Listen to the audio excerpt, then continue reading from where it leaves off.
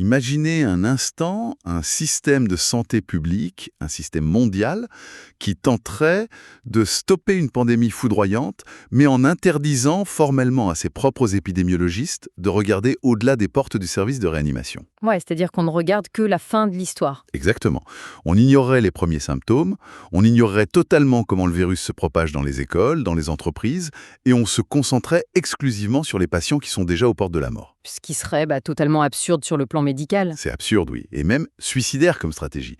Pourtant, sur le plan institutionnel et judiciaire, c'est très exactement de cette manière que nos sociétés traitent aujourd'hui l'un des crimes les plus dévastateurs qui soient. La pédocriminalité, donc l'exploitation et les abus sexuels d'enfants. Et c'est justement pour ça qu'on est là. Si la volonté, c'est de réellement endiguer cette crise, et c'est le but de notre exploration en profondeur aujourd'hui, il faut accepter de chausser des lunettes complètement différentes. Ouais, changer de perspective. Voilà, on va plonger dans des recherches cliniques qui sont particulièrement denses. Je pense notamment à l'édition spéciale de 2026 du Journal of Interpersonal Violence. C'est dirigé par les chercheurs Michael Salter, Delaney Woodlock et Tyson Wheaton. Et en parallèle, on va analyser leur rapport de synthèse fondamentale qui s'intitule « Vers une approche de santé publique contre la pédocriminalité ». Un titre qui annonce la couleur. C'est ça. Et il faut bien comprendre que ces documents, ce n'est pas des simples recueils de statistiques, quoi.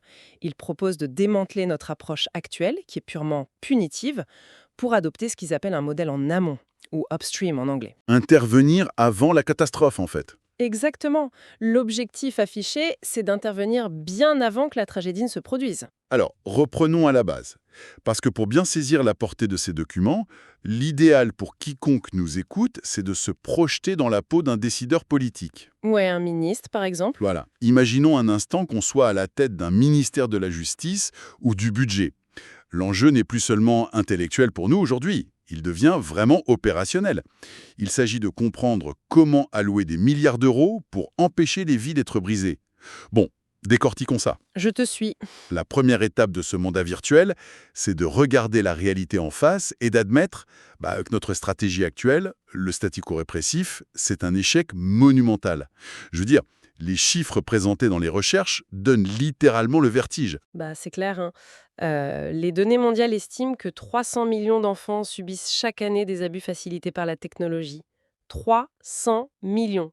C'est fou. Et si on resserre l'objectif sur des données nationales, comme celles de l'Australie, qui sont mises en avant dans le rapport, on constate que près d'une personne sur 4 déclare avoir subi des abus sexuels en personne durant son enfance. Un quart de la population. Voilà, l'ampleur de la crise est littéralement pandémique. Mais le grand paradoxe, en fait, il réside dans la réponse de nos institutions judiciaires. Elles se heurtent à un mur que les criminologues appellent le chiffre noir du crime. Ah oui, ce fameux chiffre noir. C'est le gouffre entre ce qui se passe vraiment dans la réalité et ce que la police voit dans ses dossiers. Il y a une statistique de l'étude qui m'a particulièrement frappé. Laquelle? En Australie, à peine 16% des femmes victimes et un infime 1% des hommes victimes signalent leur premier incident d'abus aux forces de l'ordre. 1%. Ouais, c'est rien du tout. Ça signifie concrètement que 99% des hommes victimes d'abus et plus de 80% des femmes n'entrent jamais dans les statistiques officielles de la police. Donc si un ministre base toute sa politique de prévention sur ces pourcentages minuscules, il navine avec une carte où 90% du territoire est effacé, quoi. Exactement. Et cette dépendance quasi religieuse des gouvernements aux données policières, ça crée une illusion d'optique hyper dangereuse. C'est-à-dire, En fait, toute l'architecture de notre système de prévention, elle est construite en observant uniquement les individus qui finissent par être arrêtés, jugés et incarcérés. Or, la littérature scientifique montre que ces échantillons médico-légaux, donc les gens en prison, ils sont pas du tout représentatifs de l'ensemble des agresseurs. ah ouais, c'est pas le même profil. Pas du tout. Les personnes qui se font attraper par le système pénal, c'est très souvent celles qui présentent le moins de contrôle de leurs impulsions, ou celles qui sont les plus imprudentes, ou encore celles qui manquent cruellement de ressources financières et de capital social pour dissimuler leurs actes. D'accord, donc en fait, en ne regardant que des criminels en prison, on dresse le portrait robot d'un agresseur qui est désorganisé. Et on laisse le champ totalement libre à l'immense majorité des délinquants qui, eux, sont structurés, prudents et passent complètement entre les mailles du filet. C'est exactement ça, oui. Mais attends, si je poursuis ma logique de décideur politique qui doit réformer le système, si les données policières sont incomplètes, au point d'en être inutilisables pour comprendre le vrai phénomène, comment les chercheurs ont-ils fait pour trouver les 99% restants ? Je veux dire, on peut pas simplement frapper aux portes des gens et leur demander s'ils commettent des crimes très graves en secret. Alors, pour contourner cet angle mort, la méthodologie a dû être assez radicale. Les chercheurs ont mis en place une étude transnationale, historique, qui a couvert les États-Unis, le Royaume-Uni et l'Australie. D'accord. Et au lieu de se baser sur des dossiers criminels, ils ont interrogé de très larges échantillons d'hommes, adultes directement issus de la population générale. Monsieur tout le monde, quoi. Monsieur tout le monde. Et la clé de voûte de cette démarche, c'est l'instauration d'un anonymat garanti et absolu. Ils ont utilisé des protocoles cryptographiques très poussés qui empêchaient tout lien entre les réponses, l'identité et même l'adresse IP des répondants. Alors là, je me dois de jouer un peu l'avocat du diable. L'anonymat sur le papier, c'est très bien. Mais est-ce que ça suffit vraiment pour qu'un type avoue, même derrière un écran d'ordinateur, une attirance illégale qui est passible de prison et qui est de loin le tabou le plus profond de notre société? Comment est-ce s'assure que ces hommes disent la vérité ou que c'est pas juste des trolls qui s'amusent à fausser l'enquête? C'est une excellente question. Toute étude basée sur l'autodéclaration, elle comporte forcément une marge d'incertitude. C'est inévitable. Oui, bien sûr. Mais les protocoles cliniques modernes, ils intègrent des questions de contrôle et des validations croisées hyper complexes pour repérer et éliminer les trolls ou les réponses incohérentes. Et l'élément le plus troublant ici, c'est que même en appliquant les filtres les plus stricts et même en se disant qu'il y a forcément des gens qui mentent par honte, les résultats validés sont d'une ampleur qui pulvérise totalement nos idées reçues. À quel point? L'étude indique que 10,1% des hommes interrogés signalent explicitement une attirance sexuelle pour les enfants de moins de 16 ans. Attends quoi? 10%? 10%! Un homme sur 10. Ça bouleverse tout. Surtout quand on confronte ça à l'image du monstre prédateur caché dans une ruelle sombre, tu sais, le mythe que la culture populaire nous a inculqué. C'est ça, le stéréotype du psychopathe isolé. Mais si notre décideur politique prend une calculatrice et applique ce pourcentage à la population adulte masculine de son pays, on parle plus d'une poignée de marginaux, là. On parle de centaines de milliers, voire de millions d'individus. Tout à fait. Et l'étude ne s'arrête pas à l'attirance psychologique, elle chiffre aussi le comportement réel. C'est ici que ça devient vraiment intéressant. Les passages à l'acte. Oui, les données révèlent que 4,5% de ces hommes admettent avoir eu des contacts sexuels réels avec un enfant. Et sur la dimension numérique, 9,2% déclarent un intérêt prononcé pour le matériel pédocriminel en ligne et 6,0% s'y engagent concrètement, en consultant ou en partageant. 6% qui consomment activement. Et ces proportions, elles prouvent de manière irréfutable que la grande majorité des délinquants se fondent parfaitement dans le tissu social ordinaire. C'est des pères de famille, des collègues, des voisins de palier, quoi. Ouais, ça change intégralement l'équation budgétaire. Si la menace elle est diluée à ce point dans la population normale, l'idée de régler le problème juste en embauchant plus de policiers ou en construisant plus de prisons, ça devient une impossibilité mathématique et financière absolue. C'est un puissant fond, oui. Mais il y a quand même une friction évidente dans ces stats que tu viens de donner. D'un côté, on a 10% des répondants qui avouent une attirance sexuelle, de l'autre, on a environ 4,5% qui passent à l'acte physiquement. Le décalage, il est énorme. Donc l'attirance, elle fonctionne pas comme un interrupteur automatique qui déclencherait le crime à chaque fois. Non. Et c'est l'un des apports majeurs de ce rapport, c'est de détruire cette idée d'une fatalité mécanique. L'étude propose une typologie très fine, en séparant ces hommes en 4 profils distincts, basés sur des modèles statistiques avancés. Quels sont ces profils? Évidemment, la grande majorité ne présente ni l'intérêt ni le comportement. Ensuite, la deuxième catégorie, c'est ceux qui ressentent l'intérêt sexuel, donc cette fameuse attirance de 10%, mais qui ne passent jamais à l'acte. D'accord. Puis, troisième groupe, la minorité qui cumule cet intérêt fondamental et le comportement abusif. Et enfin, la quatrième catégorie, qui est sans doute la plus contre-intuitive, ce sont les individus qui commettent des actes d'abus sans pour autant ressentir ou déclarer d'attirance innée pour les enfants. Attendez, je veux être sûr de bien saisir ce dernier point. Des individus qui n'ont pas d'attirance sexuelle pour les enfants, mais qui commettent quand même des abus sur eux. C'est quoi la logique? Comment ça s'explique sur le plan psychiatrique ou comportemental? En fait, ça démontre que l'abus sexuel n'est pas toujours le symptôme d'une préférence sexuelle déviante. Dans de très nombreux cas, l'acte relève plutôt d'une dynamique de pouvoir, d'un besoin de contrôle absolu, ou même d'une expression de rage qui est dirigée vers une cible présentant une vulnérabilité totale. Une forme de domination pure, en fait. Voilà. C'est une pathologie de l'action plutôt qu'une pathologie du désir, si on peut résumer ça comme ça. D'accord, donc si je fais la synthèse de ces 4 profils, L'attirance n'est ni une condition strictement nécessaire pour abuser, puisqu'il y a des passages à l'acte sans attirance initiale, et c'est ni une condition suffisante, puisqu'il y a énormément d'attirance qui reste silencieuse et qui ne mène à rien de physique. C'est le résumé parfait de leur conclusion. Mais attendez, si l'étude montre que l'intérêt sexuel n'est ni une condition nécessaire, ni une condition suffisante pour commettre un abus, alors qu'est-ce qui pousse quelqu'un à franchir le pas? Il doit y avoir un chaînon manquant dans l'équation. Qu'est-ce qui transforme une prédisposition silencieuse ou un simple besoin de contrôle en un crime irréparable? Cela soulève une question importante, effectivement. Et la littérature scientifique appelle ces déclencheurs des médiateurs. Des médiateurs. Oui, ce sont des catalyseurs psychologiques et environnementaux qui créent le pont entre un risque interne et le passage à l'acte tragique. Et le premier médiateur mis en lumière par ces recherches, ce sont les expériences traumatiques vécues durant la propre enfance de l'individu, ce qu'on appelle les ACS pour Adverse Childhood Experiences en anglais. Ah oui, on entend souvent parler du fait que la violence engendre la violence ou des traumatismes d'enfance. Mais comment ça opère mécaniquement dans le cerveau d'un futur agresseur? Comment le fait d'avoir été gravement négligé ou violenté à l'âge de 6 ans, ça se mue en une pulsion abusive 20 ans plus tard? C'est très physiologique en réalité. Un traumatisme infantile sévère, que ce soit des abus subis, de la violence physique ou même une négligence émotionnelle chronique, ça dérègle l'architecture même du système nerveux central. Et le développement émotionnel avec. Donc c'est pas juste psychologique, c'est structurel. Exactement. L'individu grandit avec une incapacité clinique à réguler son propre stress, ses émotions et ses relations d'attachement aux autres. Ce déficit crée une profonde vulnérabilité.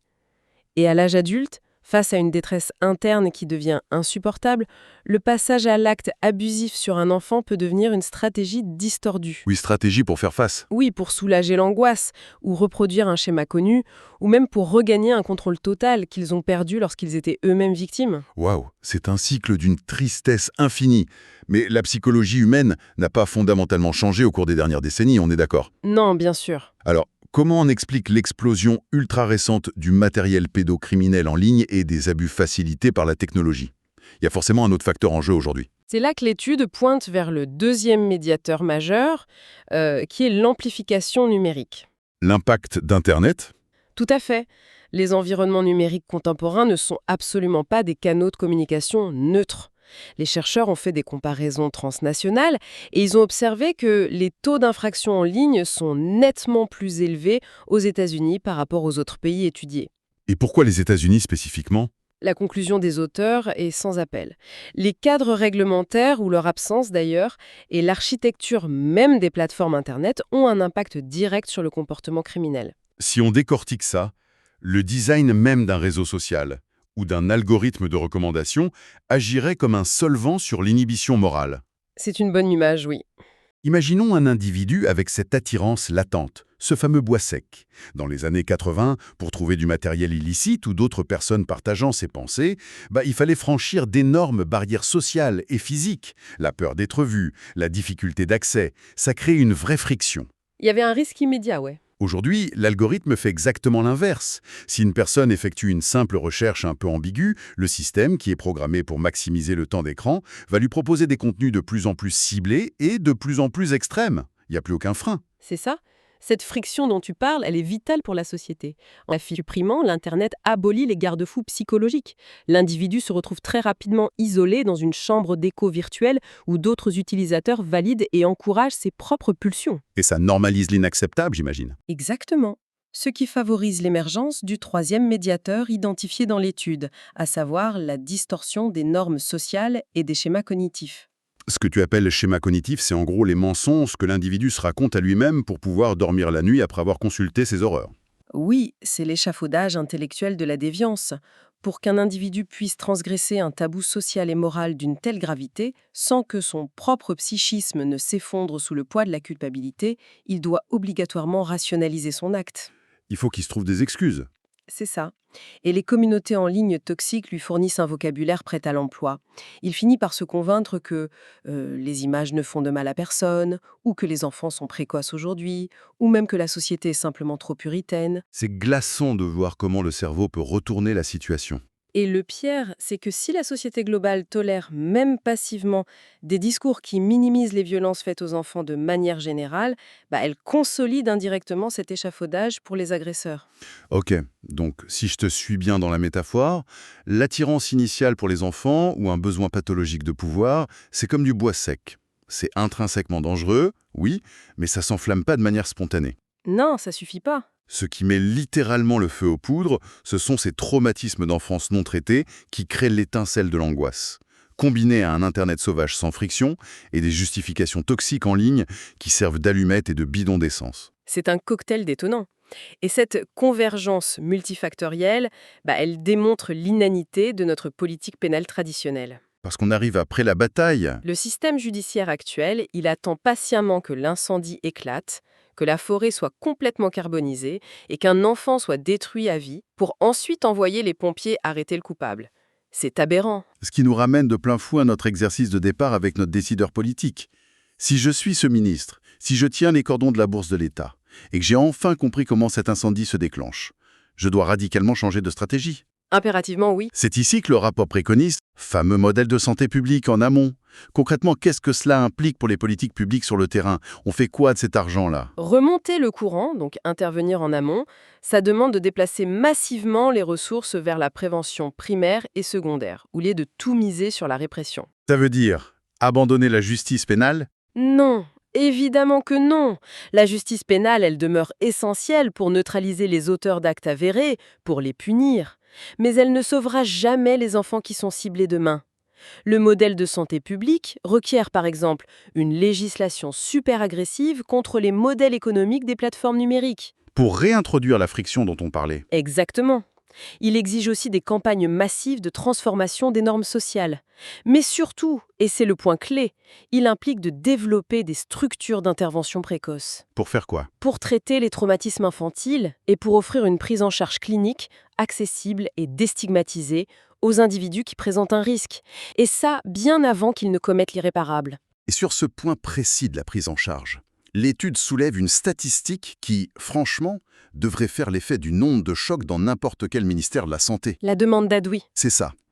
Parmi tous les hommes interrogés dans cette étude anonyme, 5,7% ont déclaré être profondément angoissés par leurs propres sentiments ou leurs attirances envers les enfants. Et écoutez bien ça, ils ont activement sollicité de l'aide auprès des chercheurs à la fin du sondage. Près de 6% de l'échantillon global. Et l'analyse de cette population spécifique, elle est fondamentale.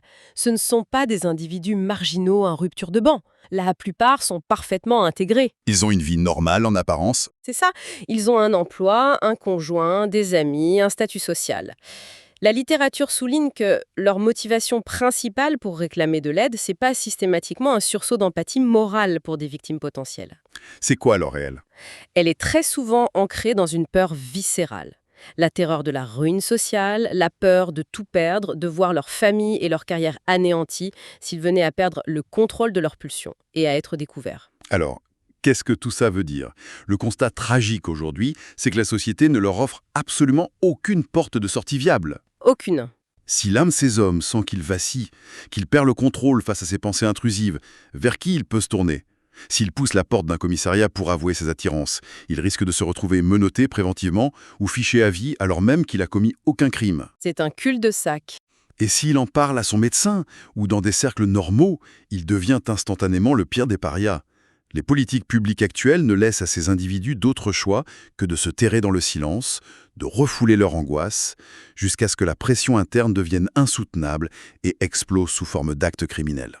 Et si l'on relie cela à la situation dans son ensemble, l'urgence politique absolue, telle qu'elle se dessine vraiment dans les conclusions des chercheurs, c'est de concevoir des programmes d'intervention clinique ultra spécialisés. Des lieux sûrs, en somme. Des espaces thérapeutiques, confidentiels, qui soient totalement étanches par rapport au système répressif immédiat. Des endroits où ces personnes peuvent désamorcer leurs pulsions sans risquer la prison s'ils n'ont pas encore agi. Il s'agit d'appliquer une logique épidémiologique stricte en fait. Comme pour le virus du début. Oui, pour protéger la société d'un virus mortel, il faut accepter de prendre en charge cliniquement les porteurs sains avant qu'ils ne deviennent contagieux. Mais c'est un défi politique immense, parce que ça demande une évolution psychologique profonde de la part des sociétés et des élus de tous bords. Financer la prévention primaire de ce type, c'est financer un vide, c'est financer l'invisible. C'est le drame de la prévention, oui. Un abus qui est évité par une thérapie réussie, ça fera jamais la une du journal de 20 heures. À l'inverse, l'opinion publique, elle réclame des mesures tangibles, des peines planchées, des prisons de haute sécurité. Si je suis ce ministre élu, comment je justifie politiquement d'allouer des budgets faramineux pour soigner psychologiquement des individus que la société considère, à juste titre d'ailleurs, comme la pire menace imaginable pour nos enfants? C'est le dilemme politique par excellence. Mais le fait est que les données sont têtues, elles sont implacables. Maintenir le statu quo budgétaire en se focalisant uniquement sur la réponse pénale, c'est accepter cyniquement que des millions d'enfants continueront d'être brisés chaque année, uniquement pour justifier la mise en mouvement de notre machine judiciaire. Les auteurs appellent donc à un vrai courage législatif pour rediriger massivement les fonds vers ces stratégies intersectorielles. Et ça nous place tous, en tant que citoyens comme décideurs, face à un choix assez vertigineux concernant les véritables valeurs de nos sociétés. Je veux laisser ceux qui nous écoutent avec cette pensée. Près de 6% de ces hommes supplient silencieusement qu'on les aide à ne pas détruire une vie innocente. C'est un appel de détresse. Oui, et si nous refusons de financer les cliniques et les lignes d'assistance médicale qu'ils essaient désespérément d'appeler, sous le prétexte moralisateur qu'ils ne mériteraient aucune compassion de notre part, eh bien, on fait un choix très clair. On choisit de financer la construction de leurs futures cellules de prison. Mais on le fait en acceptant que d'ici là, il sera irrémédiablement trop tard pour les enfants qu'on prétendait protéger. C'est une réflexion qui est difficile, elle est lourde de conséquences, mais elle est indispensable. Merci d'avoir exploré ces données complexes avec nous aujourd'hui, d'avoir accepté de regarder au-delà des apparences, garder l'esprit affûté, et à très bientôt pour une nouvelle analyse en profondeur.